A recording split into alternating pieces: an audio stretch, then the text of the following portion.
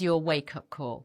The British government is pushing forward with plans for a national digital ID system. They've called it the Brit card. And if that name doesn't send a chill down your spine, you have not been paying attention. It isn't just about proving who you are online. That all sounds rather lovely. This is about building a centralised, state-controlled digital identity system that could be used, will be used, to link your finances, your medical history, your travel movements, your social media activity, even your social activity in real life, and more. It's quite frankly a digital dog tag, and once it's clipped around your neck, you will not be able to take it off. So let's start with the basics. What is this Brit card? According to leaked briefings and government statements, and frankly any of us who've been paying attention knew this was coming, the Brit card is going to act as a unified digital identification that every British citizen can use to access public services, to prove their identity, and eventually, though they won't say this part out loud, link with your banking, your health, and your travel movements. Let's also not forget that we are already seeing the slow creep of programmable money. The Bank of England is working on a digital pound and has been for a few years. And there are active conversations now about linking spending capabilities to your digital identity. That means if your ID is flagged, limited or suspended, I don't know, because maybe you said some hurty words on social media, that will mean you can't access your own money. Just let that sink in. The government already has a proven track record of making life extremely difficult for people who don't toe their very narrow line. From freezing protesters' bank accounts to threatening censorship online, the precedent is clear. Give power-hungry bureaucrats without sufficient conscience or imagination a system like Britcard, and you're handing these idiots the keys to your digital life. And just wait until it's tied to your carbon tracking or your health data. You didn't recycle this week? Points will be deducted. Bought too much red meat or petrol? Access denied. Did you say something misleading? Perhaps some misinformation, the kind of stuff that you and I would know to be true on social media? Your account will be flagged. If you think that is far-fetched, then you haven't been reading the same websites as me. You just have to go and have a cursory glance to the World Economic Forum website, and it's all there in black and white as an ambition. It's such an important conversation. It's literally the most important conversation that we should be having at this time. Because once the Brit card becomes part of daily life, resistance will be painted as extremist. Sounds familiar, doesn't it? So speak up now while we still can. And finally, this is about power. The Brit card isn't about technology. It's not about convenience. It's not even about illegal immigration, regardless of what they tell you. It is about power. Who has it? Who controls it? And who loses it? If we let our MPs, cheered on by tech companies, push this through without a fight, it won't be long before asking the wrong question, spending money on the wrong things, or holding the wrong opinion will put you on the wrong side of the system. And there will be millions of people who will be happy to cheer this through. It's not even about left or right. It makes that old-fashioned political paradigm utterly irrelevant. It is about being free or being trapped. And if we don't draw the line here at Britcard, it may be the last line that we ever freely get to draw. I won't be living with you in a digital cage. I will do everything to remain outside of that system. Well, the Britcard, right? They're bringing in all this digital ID, trying to basically restrict us from going online and even more, right? With the Brit card, they're talking about you can't work, can't buy food even. So, what are your plans on this? This is coming in Australia in 3 months. They're doing it in Britain now. What are your plans going forward about this whole Brit card? Let me know. And of course, welcome. My name's Campbell. This is Autodidactic. Welcome to another string of strange videos from the realm. And in this one, we're going to be looking at the digital ID. Or is it the mark of the beast? Let me know. I am announcing this government will make a new free of charge digital ID mandatory for the right to work by the end of this Parliament. Let me spell that out. You will not be able to work in the United Kingdom if you do not have digital ID. It's as simple as that. As simple as that. There you go. Straight from the mouth of Keir Starmer, who is the Prime Minister of England. And of course, there's been massive protests in England, and they've all been basically anti-government and anti-Keir Starmer. They've been trying to get him out, right? But of course, we've been told that it's all anti-immigration, all these protests, right? Well, it's anti-immigrants is what they're saying. And so with the BRIC card, they're bringing it in under the guise that this is going to help solve the immigration problem, the illegal immigration problem, right? Because illegal immigrants won't have the BRIC card. And this is what they always do, right? They present this as something that is for our benefit, that's going to help us. But 100% of the time, it's not how it goes. Okay, if you don't understand why the Brit card ID card is an issue, then let me explain it to you, right? Some people on this app are saying, but you already have your bank account linked to something. You already have your email. Like, if someone really wants to find out where you are and what you're doing, you've already given so much of your information away, like your iPhone. Your iPhone could be tracked to know where you are at all times, right? And the point is that that is true, but it's not legal.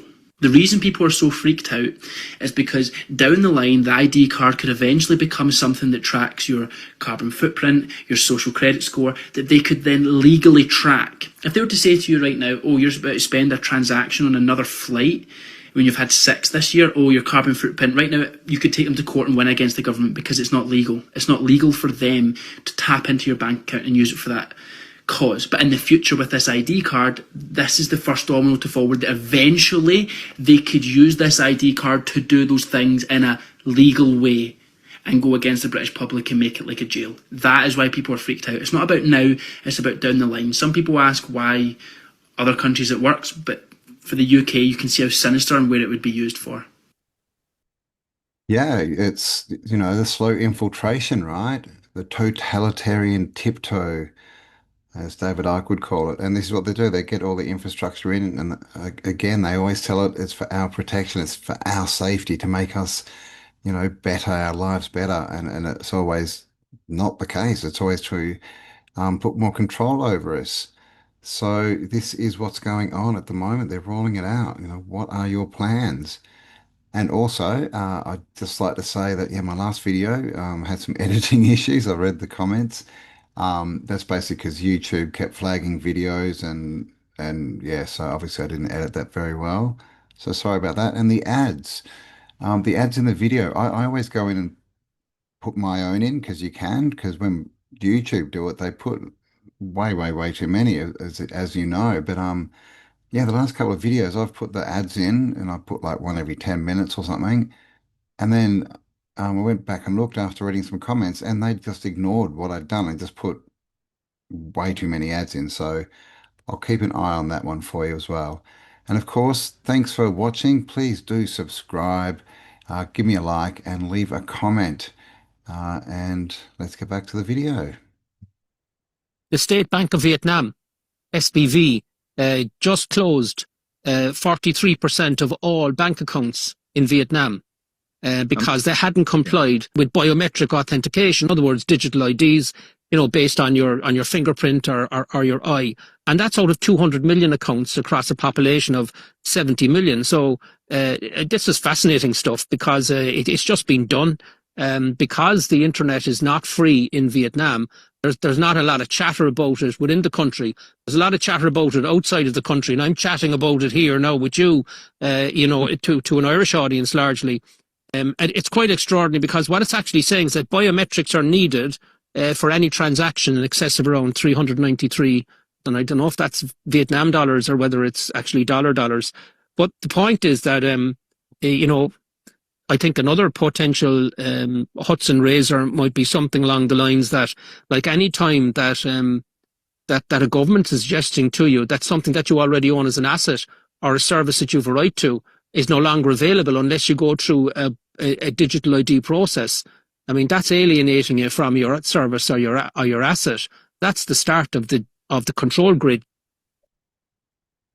Yeah, it's all about control, right? The control grid. So 43% of people in Vietnam can't access their bank accounts because of this digital ID. So that, you know, they're serious about this. Obviously, none of us want it to happen, and I doubt that anyone watching is going to comply because, you know, we can't, right? This is the thin edge of the wedge, as they say. If we let this through and we comply, then it's going to get a lot worse, a lot faster. But, you know, saying that as well, um, you know, they're losing the allies, those who wish to rule us, they're losing. They're losing control. Like you can see it everywhere. No one's believing their narrative anymore. They're having a hard time, but they don't know how to stop. They just know how to keep pushing their agenda. So we just need to not comply. And of course, we need to start building our own resources, right? Our own societies, like as far as we need to get food sovereignty. You know other people around that grow food, start growing food. So you've got food, water, look after these things because so this is not about being scared, it's about being prepared, right? With things like food, water, shelter, because there is a possibility that, you know, that might be hard to get for a bit of a while.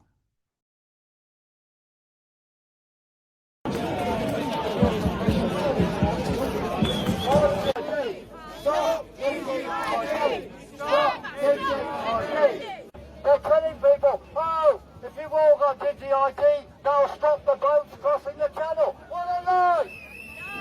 If you've got Digi-ID, it'll help you fill potholes. It's complete blathering nonsense. And of course now though, we have another problem. People say, no, it's all right.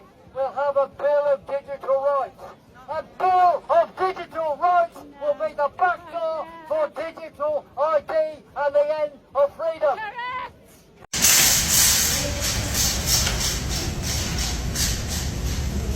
See that? This is new at the grocery store. Very soon you're going to have a QR code right there for your digital ID, or else you can't enter. Yeah, that's exactly what could happen with this, and that's exactly what they want, right? The allies. But I really don't think it's going to happen. Like I said, it's probably going to get worse before it gets better, but in the end, they've lost and we've won. Is a social credit score system. If you go to China, they're piloting it a few years ago in Shenzhen. So I lived overseas. If you go to Shenzhen, back in 2017, they already had facial recognition cameras there. So if you jaywalked in Shenzhen, they would immediately detect that and send you a notification, and they would deduct money from your what they call WeChat account. They use two main apps, WeChat and Alipay. So you can actually deduct your money directly from your account. This is 4 years ago, so this is not like some sort of conspiracy theory. It's not something that's going to happen 10 years into the future. This happened pre-corona in China. And so this system in China that exists is extremely advanced. They can detect if it's a man or a woman. They can guess your age. They can detect what kind of car model it is, who the manufacturer is. This is a sort of technology that we see in all these dystopian sort of films and whatever.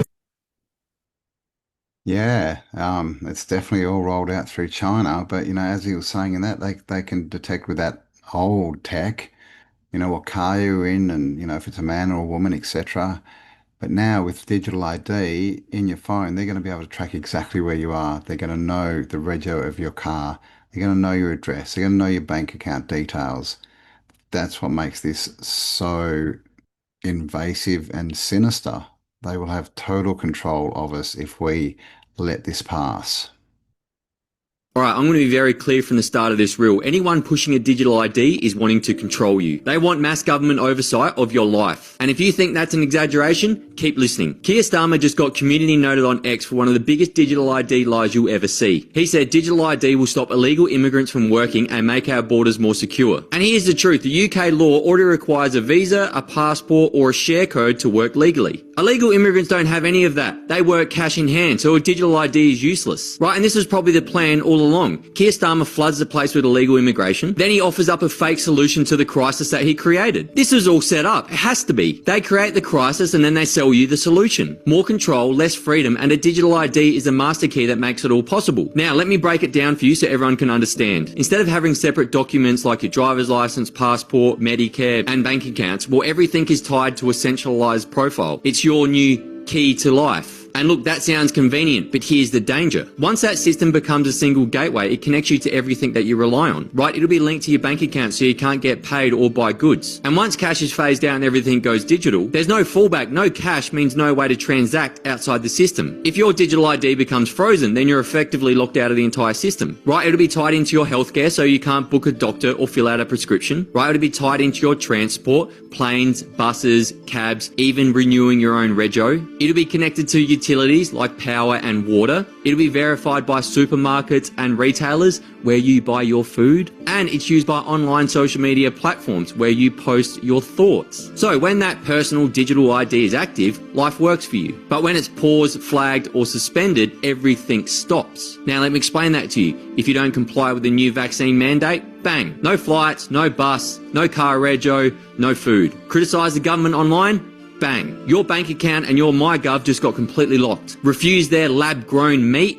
Bang, Woolies declines your steak, but they let the lab-grown meat go through. If you prefer petrol cars over electric, bang, the servo cuts you off after you've hit your fuel quota for the month, right? They'll work that into your personal carbon footprint and climate change. See where this is going. And if you question their climate policy, bang, your power is throttled, your lights go out when you hit your carbon limit. That's not convenience for anyone. That's complete government control. And this isn't some wild theory. It's already happening over in China. If you criticize the government, you get banned from flights and trains. If you get blacklisted, well then employers won't hire you and your name goes up for public shaming. And in this system, well, no one needs arresting. The system itself enforces compliance. If you step out of line, then you're digitally erased from life. So when Starmer or Albanese or any other leader tells you that digital ID is about convenience and safety, remember this, it's got nothing to do with that. It's about complete and utter control. Because once digital ID is in place, your freedoms isn't your freedoms anymore. It's all theirs, and at the click of a finger, they can take it all away.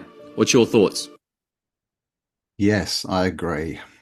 Do you know who else has to do with the digital IDs? You guessed it, Mr. Bill Gates himself. Well, we believe having the ability to save and transact is something that should be universal, and a lot of forms have adopted that goal. We won't be able to do that with traditional systems. That is, the cost of bank branches and paperwork is just too high. But fortunately, starting with countries like Kenya, and more recently with a robust system in places like India, we see that you can have digital financial inclusion. India is a great example. They did a lot of their own technology, which won't be possible for other countries. And so the role of the Gates Foundation as an advocate for those who don't have access today is to make sure there's technology and standards, including open source work that we're providing through the financial switch, which is called Mojaloop, and through the digital identity system, which is extremely valuable, not just for financial activities, but for health and voting and education, and that's called MOSIP. Since there isn't going to be a one-size-fits-all solution, what is the role that you see the private sector playing in being able to collaborate with different governments to ensure that we move forward? Well, once you have the digital money system, then there's all sorts of services and applications that can be built on top of that, whether it's helping with health or education or agriculture, giving people visibility into their financial status, giving them advice should they take a loan? Should they buy insurance? What makes sense? The phone becomes a connection for low cost interaction with those customers that doesn't require human activity that would be beyond the means of the people we're trying to get to who don't yet have these accounts. So the digital revolution, which of course was where I worked before moving full-time to the foundation, here we're trying to make sure that the developing countries have the benefit of the digital revolution, in some cases before it gets to even some of the rich countries who have legacy systems that people are so used to that the speed that they'll transition out of them won't be as fast as, say, China or India that didn't have that history. And so it's really learning what worked in China and India, and now making it easy for even smaller countries to do this, working with a lot of partners, including the World Bank, African Development Bank, many of them. So private sector will help these central banks create these systems, but moreover, the phone companies, the banks, and the entrepreneurs. We're now starting to see why Bill Gates bought so much farmlands. They want to be able to control your food. Don't fall for this stuff, people. They want to be able to control you. What a vile creature that Billy Goat is. I mean, that was hard to watch. Who's we? At the start, he's like, we want this, we want that. Who's we, Billy? Hey, who are you talking about? And, that whole thing, you can see, and he doesn't do it well because he's a very creepy character, right? But, they try and put forward this idea that it's sort of help us. It'll make things so much easier. It'll cut costs, right? So he's saying it's too expensive to run a bank now, right? And have people working and have paperwork.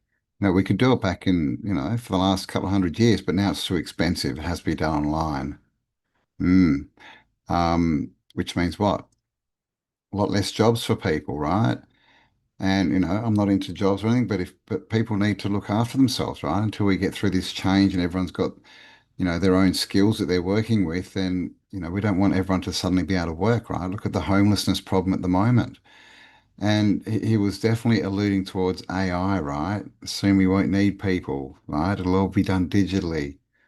He's pushing the AI, right? He's clearly one of the front men, one of the foot soldiers of the dark forces, shall we say. Starting December 27, Australians will now need to upload their ID every time they're logged in to do an internet search. Google, Bing, it sounds scary, right? And you might not even know it was introduced. It's all part of a new age verification code, and it's been put in place to stop kids engaging with adult content. But it actually affects all of us, teenagers, retirees. Every time you want to do a Google search and you're logged in, you'll either have to provide your ID, it'll link to your digital ID, or you'll use something like facial recognition. It's going to affect us all, and it's a really big change. What are your thoughts on it? What do I think? I think you should stop letting people tell you what to do. Yeah, she seemed kind of happy about it, right? And it's just happening. Oh my God, the government said it's happening, so it's happening. I hope there's not many people like her out there, like her out there, if that's her actual opinion. But that's what she was saying, like, you just have to do it. And she was talking about the age, right? Like you have to approve your age, and this is to keep kids off sites they shouldn't go on. Total lie, total lie. None of the prawn sites have been restricted. As far as the Australian bill that's coming in, they're talking about social media channels like Facebook, YouTube, Instagram, X, basically all the social media channels that our young generations do not use. They don't use. Go find a teenager and ask them if they're on Facebook. They're not, right? They've got their own platforms, and none of them are being restricted by this new bill that's coming in. So it's all just complete. It's just a complete lie. It's all for power. I'm sure you all know this, but it's just all the encroachment of their system on us. It's not good. you live next to one of those big wind turbines, you're going to get sicker faster and die sooner. Why? Because those wind turbines, they do the same thing. They make you hypoxic. Whoa. So is that kind of similar to EMFs? No, it's not kind of similar. It is exactly the same. The amount of electromagnetic pollution that come off of those wind turbines is off the charts. When someone takes your oxygen away, that is hypoxia. It turns out most people don't realize that non-native EMF, which is non-sunlight EMF, causes hypoxia. So if you think about sitting next to, I don't know, let's say a server farm in California that Google runs, just saying you live there, you would be creating a relative hypoxic event for the colony of mitochondria inside of you. And this is the reason why those motherfuckers in the World Economic Forum need to die. Okay? Wow. We need to get rid of their ideas in and around alternative fuel sources are horrendous for our population. It doesn't mean that I'm a big proponent that everybody should use gas and hydrocarbons, but hydrocarbons still to this day are the best fuel source to run our civilization. Like the next best generation, in my view, is also decidedly anti-European, but it's nuclear. Nuclear is the single second best choice. But this nonsense with wind and solar energy, if you saw the amount of electromagnetic pollution that comes off a wind turbine or a photovoltaic that you use for solar power, you would never stay next to this stuff. Yeah, I didn't know that there was electromagnetic frequencies given off the big windmills. I saw lots of them when I was going through Arizona and Texas. There's massive big farms of them. But all this stuff is crap, right? And it's the same story as the ID. This is all for climate change, right? Because we're the bad humans that are destroying the planet. And so they're bringing all this crap, right? All these wind turbines and solar farms, which don't produce much energy. They over their lifetime, like what it costs to install and build one of these windmills, it leaves a bigger carbon footprint than anything. It doesn't create, the offset doesn't of the power it makes doesn't get rid of that carbon footprint. So they're bad and they cost a lot of money. And in Australia, at least, it's all owned by foreign nationals, foreign companies. So all the money they get paid by our tax money every year, and most of them aren't even feeding energy back into the grid. It's a complete scam, but it's the same thing, right? It's like we're doing this for you to save your planet, right? We're here to help you. But it's always the opposite story. That's how these guys roll. So there you go. Thanks for joining me. Not the happiest video today, but like I said before, this is all about being prepared, not scared. Like this stuff is happening, they're trying to push it. So we need to have plans of how we're going to interact with all these new draconian laws they're trying to introduce. Again, I believe they've lost and we've won, but we definitely have to stand up. We cannot let this be introduced on a wide scale. So please leave me your comments on that. And of course, give me a like, a subscribe if you like this content, share it around, leave me a comment, all that good stuff. And here's some dogs, right? To lighten up the mood a bit. Let's have a bit of a smile with some puppy dogs because dogs are gods. All right, thanks for spending some time with me, guys. Stay awesome, and I'll talk to you on the next upload. Bye for now. Are you happy? Show me your smile. That's a cute smile. Paul, let's see a smile. Smile, Bill. Smile. Mercedes, show everyone how you smile. Are you smiling? Itzy. Itzy, smiling girl. All right. We get a smile. Ready? 1, 2, 3. Cheese. Big smile, Holly. Oh, good girl. Thank you. Thank you for the smile. Good morning. Good morning, sweet girl. Good